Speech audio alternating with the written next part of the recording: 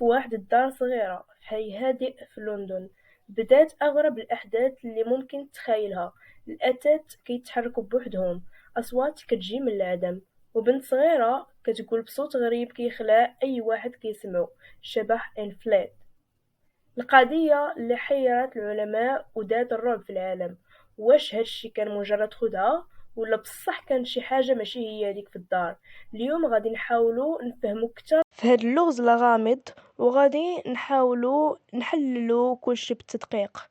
بقاو معايا حتى الاخر وخليو الضوء شاعل.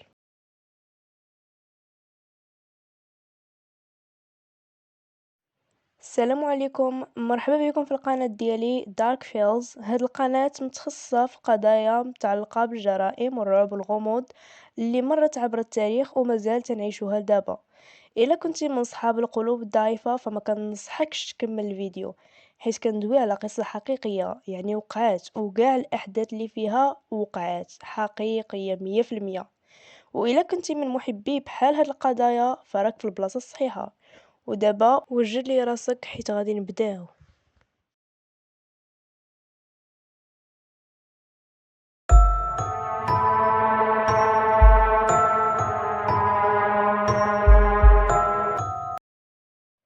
عائلة هودجسون كانت عائلة عادية، ولكن من بعد ما وقع لهم دوك الأحداث الغريبة في المنزل ديالهم في انفلاد، ولات قصة ديال حياتهم مشهورة بسبب الظواهر الغريبة اللي عاشوها. العائلة كانت كتكون من الأم بيتي هودجسون اللي كانت مسؤولة على التربية ديال الأطفال ديالها من بعد الطلاق، وربعة ديال الولاد: جانيت اللي بنت اللي وقعوا مع هذوك الأحداث كاملين، وماري آن اختها الكبيرة، وخوها بيتر وديفيد. بيتي كانت كتعيش مع ولادها في واحد المنزل اللي صغير في انفليد، وعاشوا مع الظواهر الغريبة لبزاف ديال الشهورة. الأحداث كانت كتأثر خصوصا على جانيت، ولكن باقي الأفراد ديال العائلة كانوا كيشوفوا حتى هما الظواهر. حتى من المراسلين والباحثين في الظواهر الخارقة اللي جاو من أنحاء العالم كانوا كيقولوا أن العائلة كيعيشوا في ظروف صعبة. هاد العائلة ولات مشهورة بسبب الحادث ديال انفليد بولترجست، ولكن من بعد هاد الأحداث جانيت وبزاف يعني من أفراد العائلة وفضلوا أنهم يعيشوا حياتهم بعيد على الأضواء. البنت اللي وقعوا ليها هاد الأحداث الغريبة هي جانيت هودجسون، وكانت عندها 11 عام في ديك الوقت اللي طرات ليها دوك الأحداث كاملة في السبعينات في منطقة انفليد في لندن. البداية كانت مع جانيت واختها ماري آن، حيث بداو كيسمعوا في أصوات غريبة وتيحسوا بشي حاجة كتوقع في البيت ما عندها حتى شي تفسير، بحال آتات كتحرك، الأبواب كتحرك بوحدها. من بعد جانيت هي اللي كانت كتحس بأكثر الحوادث الغريبة، وحتى الصوت ديالها ولا كيخرج مختلف، الصوت واحد الصوت رجولي عميق. الناس اللي جاو باش يعاونوهم في التحقيق في هاد الظواهر كانوا كيقولوا باللي كاينه شي روح كتحكم فيها، وهذا الشيء خلاهم يظنوا انه ممكن يكون بولتريجست، الروح المشاغبة.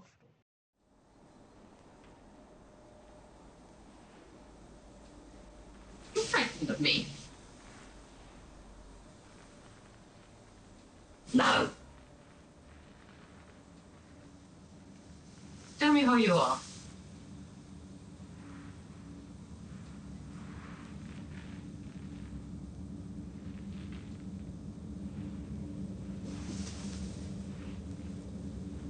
Go. Hello. Hello. Meow. Margaret's sleeping and talking. Margaret's sleeping and talking. Margaret's sleeping and talking. Wow. بداية الأحداث الغريبة كانت تدريجية، ولكن بشوية بشوية الأمور بدات كتخرج على السيطرة. في البداية ما كانوش كيتوقعوا شي حاجة كبيرة، ولكن من بعد مدة قصيرة الوضع بدا كيتغير. المرحلة الأولى كانت بسيطة، الأتات في الدار كتبدا كتحرك من بلاصتها بلا حتى شي سبب، مثلا الكراسة كانوا كيطيحوا بشكل غريب من تلقاء أنفسهم، ولكن في واحد النهار وقعت واحد الحاجة غريبة قدام عينيهم. جانيت البنت الصغيرة كانت في الغرفة ديالها مع خوها، وفجأة السرير ديالها يعني الناموسين فين كنعس تحركات بوحدها بشكل مفاجئ، ولات فيه حركة بحال شي واحد جالس عليه. في ديك اللحظة يعني كلشي الأمور تقلبات، حتى الناس بداو كيسولوا واش هاد الظواهر فعلا ظواهر خارقة للطبيعة ولا غير مجرد خرافات. من البداية ديال الأحداث الغريبة اللي كانت كتعرفها عائلة هوجسون خلات بزاف ديال التساؤلات في العقول ديال الناس، اللي خلاتهم يحاولوا يلقاو ولو تفسير منطقي. وهنا بداو كيطرحوا بزاف ديال النظريات والتفسيرات المختلفة على هاد الظواهر ديال شبح إنفيلد. أول نظرية كانوا كيطرحوها بعض الأشخاص هي أن كل شيء كان عبارة عن خدعة أو مسرحية. كانوا كيشوفوا أن العائلة كانت كدير هاد الشيء غير باش تجيب الشهرة والفلوس. الأستاذ جورج هوتشسون اللي هو الأب ديال جانيت حتى هو في البداية كان كيشك في الأمر وكيقول أنهم كيحاولوا يلفتوا الانتباه ديال الناس والإعلام والصحافة، ولكن مع توالي الحوادث حتى هو بدا كيشك في داك الشيء. وحتى من المؤيدين لهاد الفكرة كانوا كيشوفوا ان الصحافة راه غير كانت كتزيد فيه وكتكتر من الهضرة، يعني ما كاينه حتى شي حاجة، وان داكشي كامل كان غير مجرد خداع ومسرحيات. بالنسبة للنظرية الثانية كانت كتقول أن العائلة يمكن كانت تحت تأثير نفسي جماعي. هاد التأثير كان بسبب الهلاوس أو يعني تأثيرات غريبة بالأخص عند الأطفال. بعض العلماء اعتقدوا أن جانيت بحكم أنها كانت صغيرة وفي سن المراهقة ربما تأثرت بمشاعر القلق والخوف بسبب المشاكل العائلية، حيث كيف ما قلت لكم باللي باها وامها مطلقين. وبالنسبة لها النظرية الأحداث الغريبة اللي كانت كطرا قالوا باللي أنها ربما غتكون غير هلاوس جماعية بسبب الضغط النفسي. أما بالنسبة للنظرية الثالثة كانت كتقول أن ديك البلاصة أو داك المنزل اللي كتعيش فيه العائلة كانوا كيوقعوا فيه ظواهر خارقة للطبيعة. نظرية كتعلق بوجود أرواح أو كائنات غير مرئية كتعذب في داك المنزل وكتعذب حتى ديك العائلة. لبعض المحققين كانوا كيشوفوا أن ديك الظواهر كانت نتيجة الحضور وديال واحد الروح الشريرة كانت في ديك البلاصة. المحقق إدموند وارين ومراته لورين وارين اللي كانوا معروفين بالتعامل ديالهم مع بحال هاد الظواهر الخارقة كانوا من بين الناس اللي داروا التحقيقات في هاد الحكاية، وكانوا كيشوفوا باللي كانت روح شريرة مسيطرة على الدار. الأثاث اللي كطيح والأصوات الغريبة اللي كانت كتسمع كانت كتناسب مع التجارب اللي كانوا داروها ديجا على منازل أخرى اللي كانوا حتى هما كيتعرضوا لنفس الحوادث. أما بالنسبة للنظرية الرابعة اللي كانت واحد النظرية صراحة غامضة هي فكرة تداخل البعد الزمني. هاد النظرية كتقول أن الأحداث اللي غريبة اللي كتوقع كانت بسبب تداخل بين أبعاد زمنية مختلفة. حسب بعض المحققين والمختصين في الظواهر الغريبة، هاد التداخل بين الأبعاد الزمنية غادي تسبب في حدوث ظواهر غير قابلة للتفسير بحال الصوت والحركة المفاجئة. أما بالنسبة لنظرية المؤامرة الحكومية هي نظرية أخرى طرحوها بعض الناس اللي كتقول أن الظواهر كاملة كانت تجربة حكومية سرية. هاد الفكرة كتقول أن الحكومة كانت كتجرب تجارب نفسية على المواطنين ومن ضمنهم عائلة هوتشسون باش يشوفوا كيفاش الناس كيتأثروا مع الظواهر الغريبة. ولكن هاد النظرية لقات رفض كبير من المحققين والمحققات حيث ما عندها حتى دليل. أما بالنسبة لآخر نظرية يعني اللي اقترحوها العلماء كانوا كيشوفوا أن داكشي اللي كيوقع في إنفيلد ممكن يكون نتيجة ديال شي تفاعلات كهربائية أو شي حقنات سلبية في الجو، بحال دوك المجالات المغناطيسية القوية اللي غتكون مثلا السبب في الحوادث غير طبيعية. الحوادث اللي يعني المجالات المغناطيسية اللي كتوقع في الكون يمكن تكون هي السبب في دوك الحوادث غير طبيعية. وأيضا بعض الأبحاث العلمية كتقول أن الفطريات داخل الجدران ممكن تسبب تأثير قوي على الدماغ وتؤدي لظهور هلاوس. يعني على العموم ما لقاو حتى شي تفسير منطقي اللي يقدروا يديروه كحل نهائي لهاد اللغز. بقاو يعني كما كتشوفوا اختلاف في الآراء، اختلاف في النظريات، وبلا ما يوصلوا حتى شي نتيجة. ومن بين أكثر اللحظات إثارة في قصة شبح إنفيلد هي ديك اللقطة اللي كنت قلت لكم، ديال فاش الناموسية ديال جانيت تحركات بوحدها. فديك اللحظة كانت يعني مصورة من طرف واحد من المحققين اللي كانوا في الدار ديالها في ديك الوقت، والصوت ديال الخشب وهو كيتحرك كان قوي ومرعب، والعائلة كانت في حالة صدمة. ولكن اللقطة الأكثر إثارة هي اللقطة اللي تصورت فيها جانيت كدوي يعني بواحد الصوت اللي مختلف على الصوت ديالها تماما. كان كيتسمع الصوت ديال واحد راجل غريب، الصوت كان قاسي وحاد، بحال خارج من الأعماق ديال الأرض.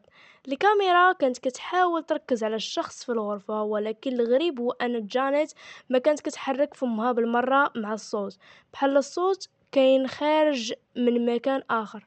هاد اللقطة كانت قاصحة بزاف، حيث كانت غير قابلة للتفسير. حتى المحققين اللي كانوا حاضرين كانوا متأكدين أنه ما كانش شي حاجة طبيعية يعني باش يحصل داك الشي، يعني شي حاجة خارقة اللي خلات داك الحدث يوقع. اليوم كاينين بزاف ديال التساؤلات على هاد اللقطة، واش الصوت فعلا كان شي أرواح شريرة ولا كانت غير مجرد تأثيرات نفسية، وكل واحد عنده التفسير ديالو. اما بالنسبه للفيلم ديال The Conjuring 2، هاد الفيلم هذا اللي كنت قلت لكم في الريل باللي عنده علاقه مع هاد القصه ديال جانيت.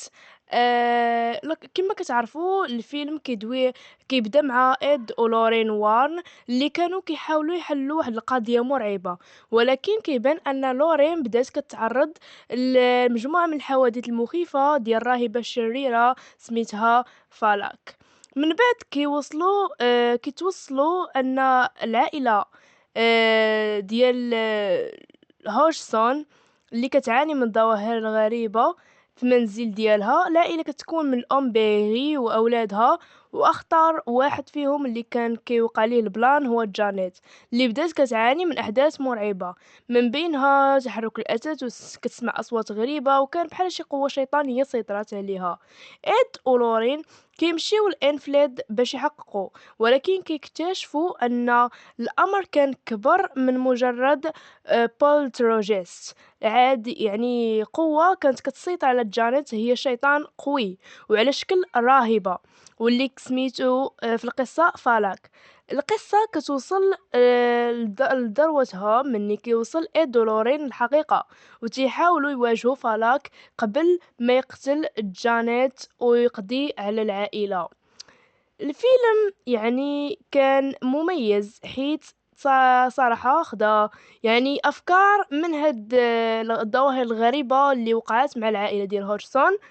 يعني وكانت علاقة كبيرة بينه وبين القصة اللي سمعناها عاد دابا شوية.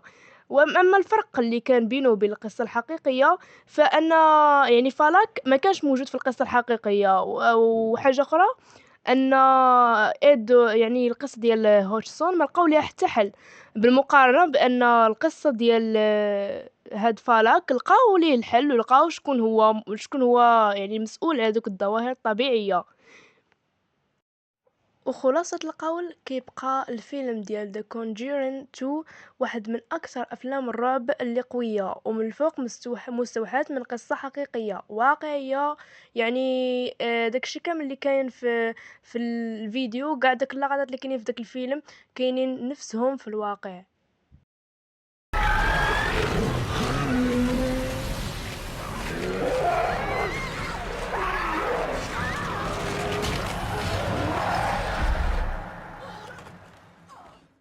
كان هذا هو الفيديو ديالنا اليوم.